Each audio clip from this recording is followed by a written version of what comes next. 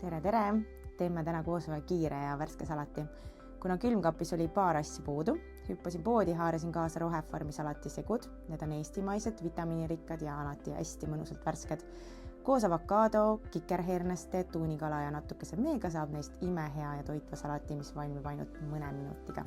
Kõigepealt kurna ja loputa kikerherned, seejärel tükelda värske kurk, koori ja viiluta punane sibul ning lisa need kaussi koos mõnusa peotäie Rohefarmi salatiseguga.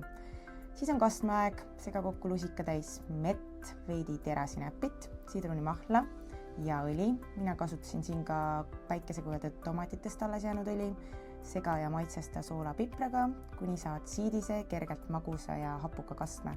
Valase salatile ja sega õrnalt läbi. Seejärel lisa kuubikuteks lõigatud avokaado, feta juust ning magusad melonitükid või näiteks kurmaad. See lisab salatile värskust, mahlakust ja magusust.